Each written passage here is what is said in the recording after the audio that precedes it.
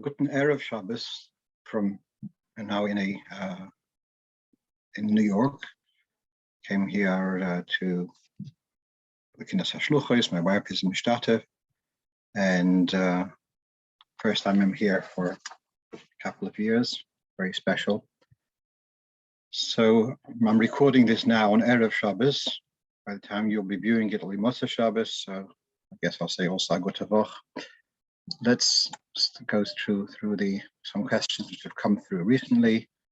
And whilst I was here, I had some very nice regards from some of our listeners who listen to the recordings as they are aired in the States. So the first thing someone asked me at the beginning of the week, he asked about how does it work when it comes to saying, when you're davening without a minyan and saying Hashem Hashem Keil Racham V'Chanam, Yud Gimel Midas HaRachamim.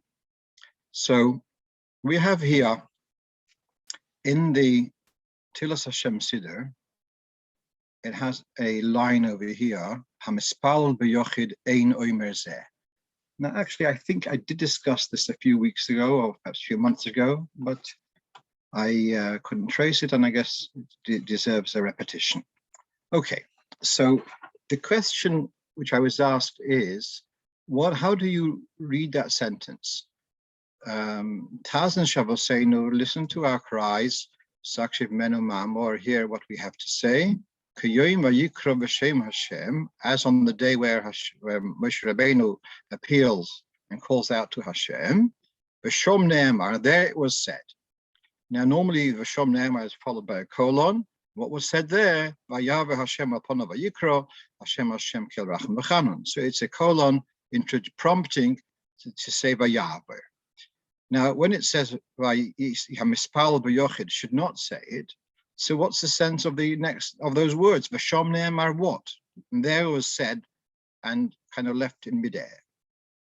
Now, first of all, we've discussed this before, that the Tilas Hashem Siddur is a copy largely of a Siddur published in Vilna 111 years ago called Seder HaAvoda. If you see on the right, on the bottom of the page, there is in brackets, it has Samach Hey Ayin, Reish. Whatever, what the Reish is, I'm not sure, but that's like a code for the publisher. Samach Hey Ayin stands for Seder HaAvoda. So this is the Vilna print, Seder HaAvoda. Now here, as you can see, it has that instruction, Hamispal B'Yochid Ein Omer Zeh V'lo Yud Gimel Midas. The one who's davening alone should not say V'Shom Ne'emar and Vayaver, and should not be saying Hashem Hashem. What is remarkable, though, is that in the Vilna print, V'Shom Ne'emar is after the instruction of what to miss out. In other words, Ein Omer, you don't say V'Shom Ne'emar either. In the Kahos print, which is, as I say, it was largely copied from there, curiously, the V'Shom Ne'emar is placed before the instruction to skip, and therefore you get the impression you should say those words V'Shom Ne'emar and stop short. So that in itself is a problem. Now, in the Vilna print, and if you have an older Siddur, which is Chabad Siddur, Tilas Hashem, 40 years old, let's say, you're going to see that instruction of Hamispal B'Yochid Ein Omer Zeh, that instruction appears only in Shacharis, sorry, only at Mincha and not in Shacharis. Someone writes to the Rebbe, and that's in Igrit Kodesh Gimel. He asks, what's the explanation of the difference between Shacharis and Mincha? Im yesh chilek b'amiras yigimel midas harachamim b'yochid bein tfilas Shacharis Mincha islichas. Is there a reason to differentiate whether a yochid should be saying Yud Gimel Midas, does it matter whether it's Shacharis or Mincha or Slichas? The Rebbe responds, I haven't seen, I haven't heard any reason to differentiate as far as saying Yud Gimel Midas on one's own, whether it's Shacharis Mincha or Slichas. It's a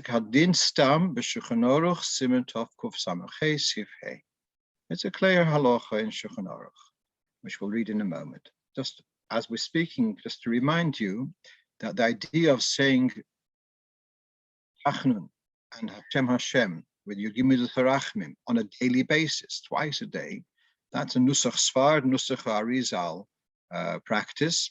In Nusach Ashkenaz, it's not said at all. Yud Gimel Mizrachim is not said as part of the daily Tachna. So let's come back. So Rebbe's first point is no reason to differentiate between Shacharis Mincha or Slichas. Second point, look in Shulchan Aruch. Then you're asking the question, what happened in the Tilas Hashem Siddur? To which the Rebbe kind of offers some kind of apology. The Siddur Tilas Hashem HaSholem. The first Chabad Siddur called the Tilas Hashem was known as the Rostov Siddur. That's a very thin Siddur with very small writing, and you keep on turning the pages. That was published in Rostov in Tov Reish Ayin Ches. That's 1918, and was published again in Leningrad about 10 years later, and then it was published several times afterwards. Now you can hardly see them, but they were published again in America. That thin Siddur was called, we call it the Rostov Siddur, but that was called Tilas Hashem. And when the Americas and Yon Chinuch published this beautiful Siddur, which we use regularly, copying from the Seder Avoda, that is called Tilas Hashem HaSholem. So that's why the Rebbe uses just the terms of reference to be clear. Tilas Hashem HaSholem means the full Siddur rather than the Tilas Hashem, the Rostova print, which is incomplete because you have to keep on turning pages. So let's read again. The Rebbe's last sentence here is the Siddur Tilas Hashem HaSholem, the Siddur Tilas Hashem, which you're asking about, where you've seen a discrepancy, a change between Mincha and Shacharis. Ufotographia, Shmisidor Shekotme, it's merely a photocopy of the preceding, its predecessor, that is the Seder Avoda print. And as we were working on it, we didn't have enough time to check it adequately. So let's go through these points which the Rebbe raises step by step. First of all, he's saying there's no difference between Shacharis and Mincha or Slichas. Second, number two, he says, I've got a source in Shulchan Aruch. Now, just to help us, we've got the text of the Shulchan Aruch here on top of the page. And here is, as it is in Tov Kuf Samach Hey, that's the Dinim of Tanis. And so here's where it's Hilchas Slichas of a Tanis. And but the Rebbe said there's no difference between them. So we're going to use this as the basis also for Shacharis and Mincha as per Nusach Sfard, Arizal, where we say Yud Gimel Zarachmim at Shacharis and Mincha. So let's read the Mechaber. Ein hayochid rashai loimar shloish esrei midas.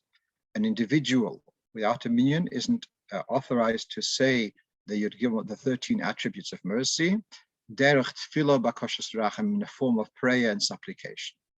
The dovo she b'kedushohem, they have the status like Kedusha and Kaddish and Baruch Hu. It's got that level of sanctity that it's not correct to say it without a minion. Fine.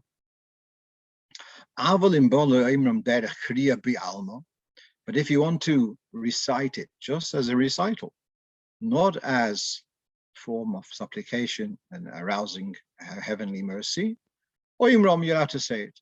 And on the margin here in Tov Kuf Samach, he says, you can say it with, if you can, you should say it with the tamim, with the trop. Okay. And here the Maramos says, so this is okay.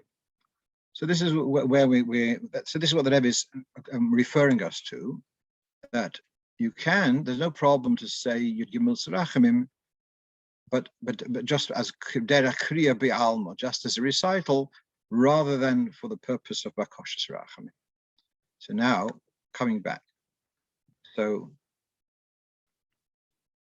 the correct thing, according to the Shulchan Aruch, is don't have to skip it. You just say it.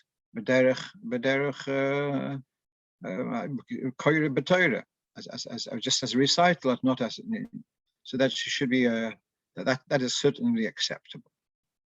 Now, then the Rebbe said, "Lo hispikas man hagia kedeboy," that they didn't have the opportunity to check. I suspect, and just to clarify, these instructions are mispal b'yochid, which has appear in the Vilna printing, not Tafresh Ayin Aleph, do not appear in the original Sidurim of the Alter Rebbe, the ones in Samach Gimel and Ayin Vav, Tafkuf Samach Gimel from 220 years ago, etc. And all of those Sidurim for the first 100 years approximately, you don't have this instruction. It was introduced by the printer in Vilna just 11 years ago approximately. Fine. So, but what I suspect what happened is that Rebbe told them to take away this comment altogether, and instead, the publisher, whoever was doing the work on it, he left. He in other words, it's a little bit of an interesting lotion in the old print. Don't say this, and then not to give midas. So not to say this is what the Shom Ne'emar, not to say Vayav Hashem Alponov. So possibly the Rebbe's instruction was to take out the whole comment, but the one who did the actual work understood that the Shom Ne'emar should be left and it should be said, and Vayav Hashem Alponov should be missed, should be skipped. And so they made those modifications, and I think that's part of what the Rebbe is lamenting. Like man like boy, because what was done here is really it doesn't to say with Shom Ne'emar without finishing the sentence doesn't really have a logical explanation at all. Just before we go on finish off this point, Rebbe Hishke Gansburg apparently asked the Rebbe about this in Yechidus. And the Rebbe's response was, Lo shamati bozeh, whether you should say, you shouldn't say. Now, very, very strange answer. There's a Shulchan Aruch. It says that a Yochid shouldn't say it b'derech tefillah, but you can say it derech kriya be'almo. So what is this conversation which Gansburg is saying that he asked the Rebbe, and the Rebbe says, should you say it or shouldn't say it? And the Rebbe says, Lo shamati bozeh. We have to be very careful how much we rely on someone who says, I heard this in Yechidus. It's a very fine Chassidish shiur, but perhaps there was some misunderstanding there. The only thing I could suggest is that you're asking whether it's better to say derech nigun, derech kriya be'almo, or just better to skip it. And we know that the Munkacher holds that you shouldn't say it, even with derech kriya. So that lo shamati bozeh. But there was the conversation in Yechidus. But what we have here, letter of the Rebbe, it says, look in Shulchan Aruch, and so the Shulchan Aruch says you can say it, b'derech kriya be'alma, and so that's fine. Let's move on. Someone asked me about there's a business of not putting out the match when you light the candles just before Shabbos, and so now you've got a kind of gas lighter, and you press on a button, and that holds the flame. You release the button, so then the gas flow stops, and the flame goes out. So he's asking. I'd written about this in Sivim B'Stei HaShlichus Chelik Gimel. I had written about the minhag not to put out the match, as we'll read it this inside, and leave the match to go out by itself. So he's asking, when you're using this gas lighter, and you release the button, isn't by the fact that you're reaching, isn't that the same as putting out the match? And once you've been Makabel Shabbos, you shouldn't be putting out the flame. We'll read the thing inside, but as I was saying, my response to him was very simple. There's a difference between putting out a match, that's you are making it go out. When you're pressing a button, and you now take away your pressure and the button jumps back, you haven't put out the flame. You have stopped providing fuel to the flame. The flame went out by itself. Your energy was maintaining the fuel flow, and now you've stopped giving that energy, and therefore it stopped by itself. And therefore, I don't think that's a problem at all. But since this has come up, let's read this inside in Siman Reish Samach Gimel. So Yesh Oimrim, there is a shiur going back to one of the Geonim, perhaps more than one.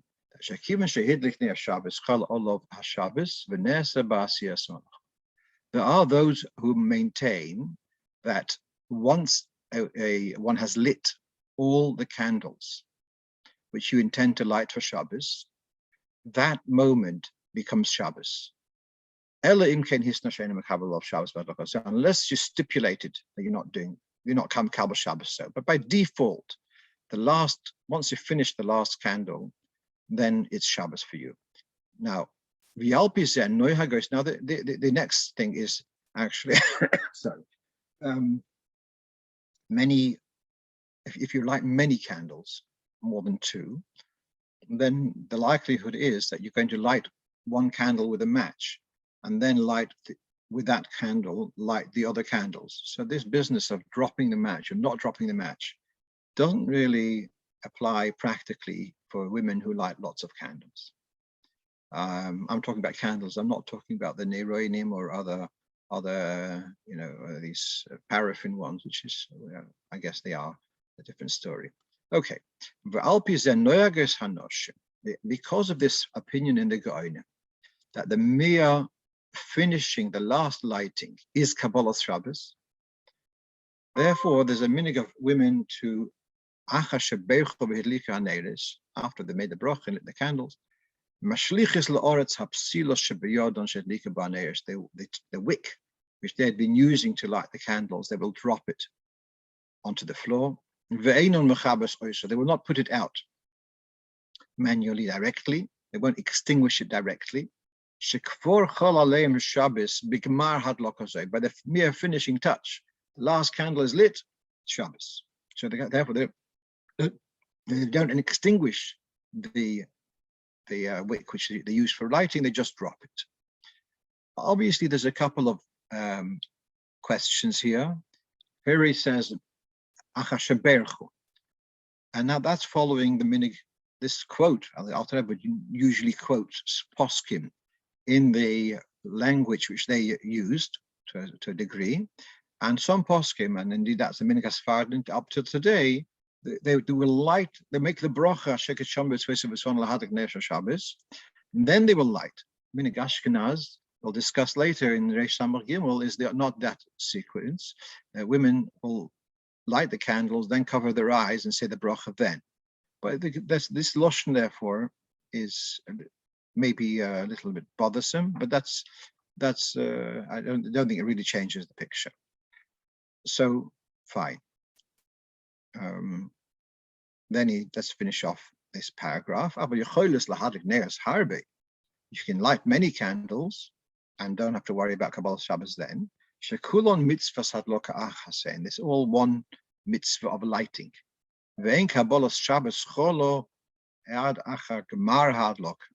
Once you finish lighting all the candles, that's when it's Shabbos for you.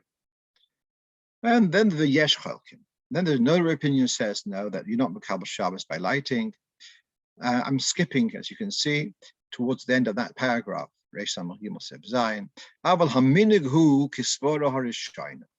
Indeed, the minhag remains. Minhag Ashkenaz, not just minhag Sfard, but minhag Ashkenaz also, is that women are Makabel Shabbos by the last lighting.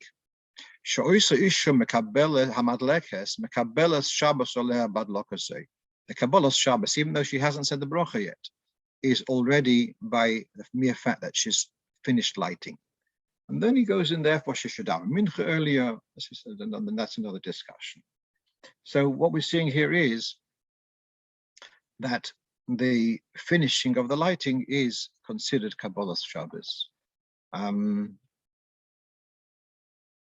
And so coming back to the original question, is releasing the pressure on the gas lighter, is that called putting out the flame? As I say, I think it's the same as dropping the psila to the floor.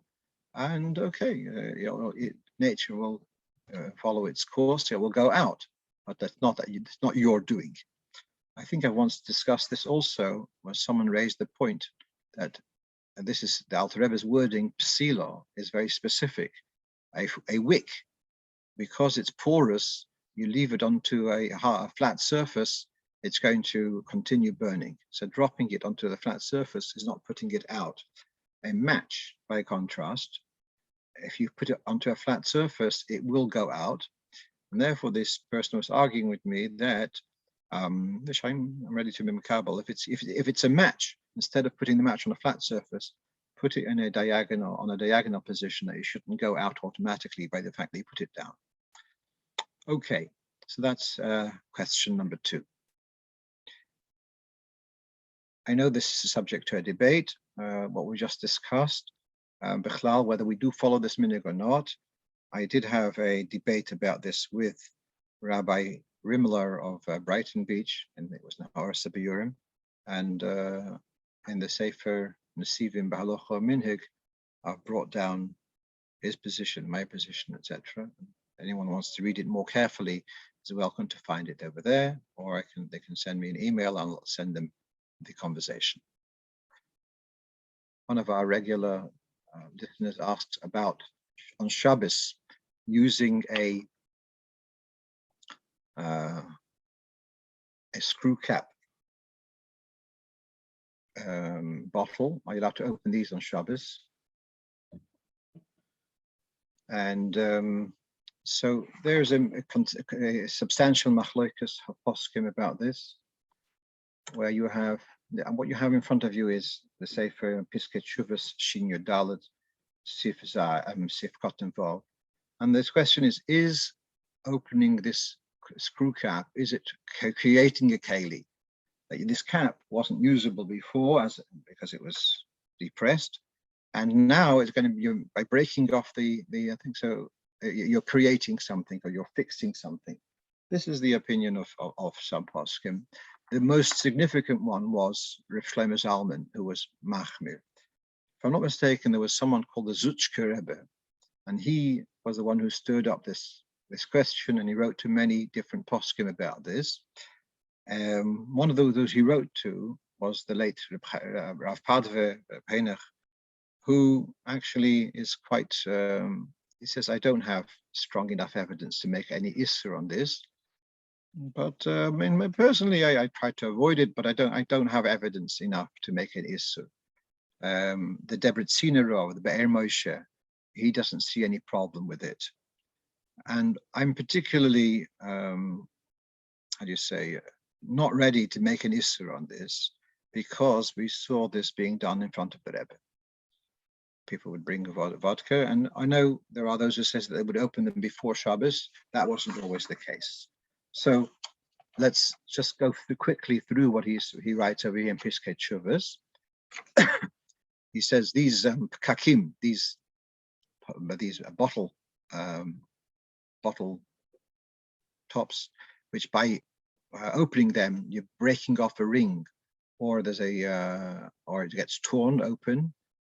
Many opinions. The Maisa, they are eminent poskim who do allow the metal a cap, and therefore he says we can't really object totally to those who do allow to use them, especially where there's lots of people. And he says here's an interesting point: if there's a large crowd, then you open up a bottle, and then you're not going to use the bottle top again because it's going to get thrown out in any case, and so that makes life easy. Just a moment.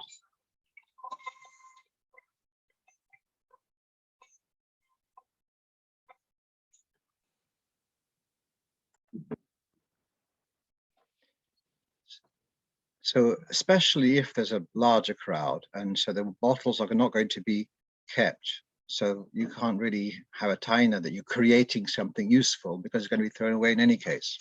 So these are his arguments to mitigate the opening of these bottles. But then he says, nevertheless, yesh lira, one should take heed of the other poskim who say that there is, as a particularly Rosh Zalman, who's a chashki of chatos, so he's like very concerned about it. And therefore, this is a question of makeh b'patish, because it starts off just as a flat piece of metal, and then now it's been squeezed, and now by breaking it apart, now it's going to become usable. So bottom line is that can we use, so let me come back to our simple question, can you open these on Shabbos? As I say, many pockets it's okay. Some do have a problem with it. I would recommend, if you didn't open it before Shabbos and you need it on Shabbos, to open it k'lach hayad. Personally, I would take, like, for example, instead of twisting the cap off the bottle, if you twist the bottle away from the cap, and so that's not a normal way of doing it, and I think that's adequate. B'mokim ha-chak, where you have need for it and you didn't prepare it before Shabbos. Okay. One of our regular listeners, friend, he's involved with a Jewish man who unfortunately is married to a non-Jewish woman, and he passed away, was buried in a non-Jewish cemetery. And so he's asking, what can we do as far as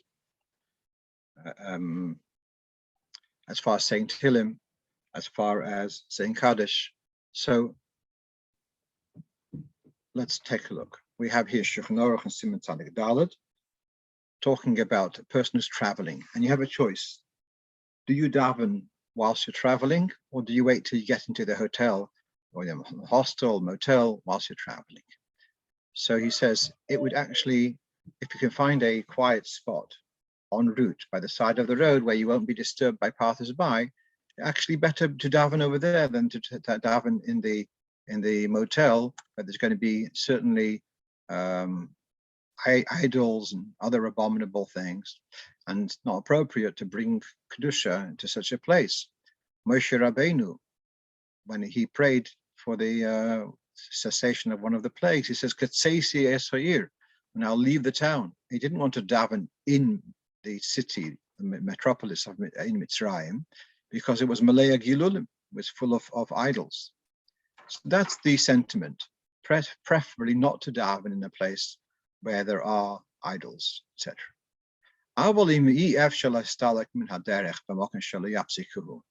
if you cannot find a quiet spot on the roadside, then it's okay to daven ispal b'moloin be'ezek herens office. You'll find a quiet corner in the hotel and you'll daven there. Where the other people who are living there in this in a motel shouldn't disturb you. Don't be worried about the fact there are idols, symbols, etc. Wherever we're living, there are churches and there are icons. Therefore, it's not really an avoidable situation, and it's okay. So coming back to the question over here, may you say Tehillim, say Kaddish in a non-Jewish cemetery. To say Tehillim mamash in front of a cross seems to be, not very geschmack. Different types of crosses. There's Christian, there's Protestant, Catholic, different types. But if you go away a little distance, you're looking, you're not looking directly at them, more than Daled Amos away, that would be okay. Kaddish, if there are 10 people there, to say Kaddish right near at Salem seems to be out of order. But if you can get it away, if there's a path a little bit further where there's modern Dal Damas from a grave, I think that would be okay. Which brings me to the next question on our list, which was one of the shluchos sent me, which is on the way to the Ohel in an Uber, and the driver has a tselem suspended from the rear view mirror. And she told me also there's prayer beads, which I don't know what that means exactly. And she's allowed to say Tehillim. Now, what we're seeing here is that if you can look away, so to speak, then that shouldn't in itself should not be a problem. In addition, there happens to be that this car had a screen between the front and the back of the car, as is common in the taxis here in New York.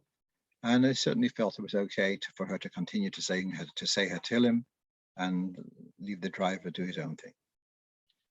Okay, then we have a question I was asked by one of our regular listeners, and he's in a faraway location. He's a lawyer, and he was appointed by a non-Jewish client as executor of his estate. And this client passed away. In the instructions to his executor, he has given instructions that he should be cremated. He's a goy, so the question is it okay for a yid to be involved in the cremation of a goy? Is a goy allowed to be cremated? Is it under Sheva Meisnes for a goy not to have himself cremated? Is there such a thing? A bit more complicated is the fact that the place where this is, cremations are done by, it's a religious service done by the priests of the local Avoda Zarah. So, to my knowledge, I've researched for this a few times. Although we understand that a goy also has a form of tselem elikim, but the emphasis of how we strongly object to the concept of cremation is very much a Jewish thing. And for a goy to be cremated is not something which we have to make a fight about. We wouldn't advise it, but we don't have to make a fight about this. Now, what's a little bit more complicated was about giving this delegating, making a phone call to the local temple and asking them to do this job, which I felt was a little uncomfortable. The reason being that it'll be a conversation also involving something about their rights, of their religious right. So I felt it would be simpler that this Jewish lawyer appoints either a worker of his or another colleague who's a non-Jewish lawyer who should be carrying out the instruction. Now we have a rule in Hilchos Shabbos that if you employ a goy to do a permitted act, and they choose to do it in a way that's also doing an avera, that's not a problem, because you've commissioned them. Let's say you ask a goy to open the door of your fridge, and by the way, the light goes on. That is acceptable, because your instruction to him was not about the switching on the light. Your instruction was to open the fridge. So you have a few different variations of the same idea. So if I give instructions to sort out a cremation, that is being done on my behalf. The fact that the cremation will be involving a certain form of Avoda Zarah, I didn't feel that is such a big concern, because that wasn't what you asked them to do. In fact, that's the way they do that, but that's not my instructions, and therefore that they're doing by their own volition, and all you're doing, asking them to do is do the act of cremation, which, as I said, with a goy, that would be something you are allowed to let through. It would obviously be a much more difficult question if the client was Jewish, and then you as a professional, you'd be in conflict between your professional duty to carry out the client's instructions and your as a Frum yid, you wouldn't. Well, I guess you'd never accept such an instruction, because you wouldn't be able to do it. It's similar to the question about if you're a travel agent and a client wants you to book them a ticket to be able to travel on Shabbos. There are so many variations of this idea, which do become quite complicated. But in this case, I felt it was something which we could let through. Which brings me to the next question, which also happened this past week, that a Jewish man had died without having made any arrangements for burial, and looks like didn't have any money, and the body was just in a morgue somewhere. And a non-Frum friend of Chabad gave the shliach, was it $5,000 or $10,000 to cover the cost of the burial, which is really very generous. And then all of a sudden, there's a next of kin. There's a next of kin of the deceased, and they are insisting on a cremation. And they're saying that's what the nifter would have wanted, and next of one, generally once the next of kin stands in court against you, it's a lost case. But that's now the chutzpah is though that now that this next of kin is telling the shliach, well, you have the money to deal with this person, to deal with the end of life costs, and I want you, Rabbi, to pay the cremation parlor. They should do the cremation. I felt that was totally unacceptable for a shliach to be actually paying for the cremation. I felt that was beyond what one should allow. I said, maximum what you should do is give it the whole lot, send it back to this donor, and the donor who gave the money, he doesn't care. For a cremation, he just gave it as a generous gesture, but it's not because he's dafka one religious or not so religious. It doesn't bother him either way. So I said that you'd have to give back the money. To hold on to the money, you can get yourself into trouble. Give back the money and tell them, listen, I can't deal with it, and you do what you want to do. Okay, now let's get to something more freilich. And this is again one of our regular quick listeners asked the question about if you have a door knocker installed to the front of your door, are you allowed to use it on Shabbos? So what's the issue here? There's the issue of not creating music, etc. Midrabanan, we're not allowed to create music on Shabbos. So let's read this. This is from the reference in some number 6 are from last week, and nothing to do with the reference over here. It's just a little bit of the Russian era of Shabbos. We managed to get everything together properly. All right. So he says here in the Shulchan Aruch, I think it's Shin Lamed Ches, that he says about to knock on the door, that people should let you in. That is, he says that since it's not derech shir, it's not a form of a tune, it's a song. Mutar lahashmiya, you are allowed to make knock on a door because it's not creating music. But then he continues, Yesh oimrim, there are those who maintain that even though knocking on a door is permitted, but you wouldn't be allowed to use a specially designed knocker. Because then once you've got an instrument, then we're back to the whole thing, why don't we play music on Shabbos? In case you come to adjust the instrument, fix up the instrument. To knock on the door with the ring, which is fixed there as a knocker. Even though you're not creating music, you're just using your knocker. But since it's made as a knocker, then you shouldn't be using it on Shabbos to knock on the door. Therefore, in the old days, in the ghettos, etc., the shamus was the one who would go on around the ghetto, and he had a knocker, which he would knock on the shutters of people's houses to wake them up to come to Shacharis. Now, I've seen pictures of those. They look like a shofar, like a long handle and a bigger piece at the end. So he says that he would not, on Shabbos, the Shabbos would not be using his regular knocker because it's a kli hamiyuchid that gets made for creating a noise. Instead, he would have to, on Shabbos, knock on the doors with his hat. And he says, in some places on Shabbos, they would use something else, another instrument. The Shabbos will get his hands very sore of knocking all those doors on a Shabbos morning.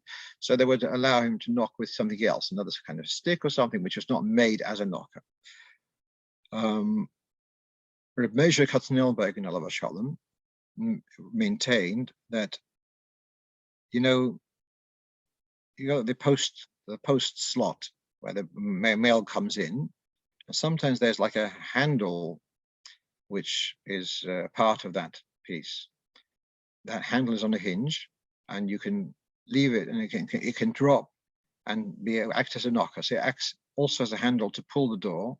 Also, it can work as a knocker.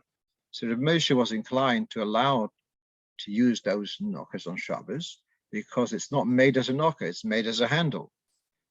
I'm not so sure because it also is made as a knocker. There's a special little piece there, so better to avoid. But certainly, if it's a knocker, just as a knocker, so here you have a clear din Shulchan Aruch that's not okay for Shabbos. Finally, we'll stop with this, and that is that someone asked me, we have the Lashon of Perek Echad Shachris, Perek Echad Arvis. It's asking, what exactly does it mean, Perek? It's like it's seen as a kind of a minimum kind of amount of learning Torah per day. One chapter in the evening, and in the morning, one chapter in the evening. What does it mean, a chapter? A chapter of what? So, why I discovered as I was looking around that there is the Lashon of Perek Echad Arvis is in Menachos Daf Tzadik Tes Amud Beis. It's mentioned several times in Tanya, in passing, but then there is a piece which was found in the last 50 years, a piece of the Alter Rebbe's, like a Kuntras Achrin kind of piece, and it's published at the back of the Alter Rebbe's Shulchan Aruch, volume Hey, Tov Kuf Yud Daled. So here he talks about this business of Perek Echad Shachris, Perek Echad Arvis. Basically, he says the following: there's a level of learning of Torah, really understanding and delving, etc. That's what we call Limud HaGemara. That's really to understand. And then there is Mishnah, which is Halocha, which means you know the facts, what you're allowed to do, what you're not allowed to do, but not necessarily the reasoning behind. And so if a person, this is his discussion, Alter Rebbe's discussion over here, if a person is not capable of delving into the discussion aspect of Torah, not able to, it doesn't work with him, this whole Gemara and probing, etc. So for such a person, so we have the idea of Perek Echad Shachris, Perek Echad Arvis, and if you look at the last words on this slide, which you can see, let the person have a job and earn a living, and he'll be Yotze bePerek Echad Daika Shehein Halochos Shebemishnu Ubraises. Interesting. Basically, the word Perek here means to learn something of halacha, rather than to be learning something more of Shaklevatariya discussion as in the Gemara. Instead, learn something of halacha. And he says Mishnah Braisa. I'm sure that's the same thing would apply to Limud HaRambam. It's, in other words, getting the factual information rather than the lomdus which is behind it. So Perek Echad Shachris, Perek Echad Arvis would mean, I don't know whether it means, my impression is it doesn't mean a full chapter. What it means, a section. The word Perek means a section, and a section of halacha on a daily basis. And how big that section is up to the person's, the resources, what's available to him, etc. I mentioned this, the word Perek. Some of our listeners like a bit of dikduk. You've got the same shoresh, prat, which means a detail, same as the English word part. We have the word perech, as in back-breaking labor. we have the word pirur, which means a crumb, and now we have the word perek, which means a part. They're all the same shorish. They all mean of taking things apart. Different forms, whether it's a crumb, or it's a part, or whether it's a breaking. It's all the same shorish, the word peiresh. In Kabbalah, there is a significance to this. If I'm not mistaken, the 5 letters of Mansapach equal 280. And there is a drush on the words in Posuk, Kfoir Ko'efer Yafazer. Kfoir is Peireish and Chovvav, which is Yud Kivav Ke. Ko'efer is Peireish and Chov Aleph, which is Eya. Yafazer is Peireish and Yud Zayin, which is, I think, a mispakotten of Yud Kivav Ke. Whatever it may be, so you have this idea of Gvuras. Peireish is the Indian of Gvuras, and that fits with the Indian of it breaking things down, whether it's Perek or Prat or Perech, etc. The Riker, we should be past this stage of breaking down the Gvuras, and we should see Chasodim Gluyim, Bias Moshiach Tzedkenu, Behavior Meinu Mamish, and since you're listening to this, it should be on Shabbos, so we should be told about this with through Elyo Hanovi Mavasa Hageulo, the Meher of Yameinu Mamish. A good Shabbos and a good Tavach, whichever way you want. Alter. Let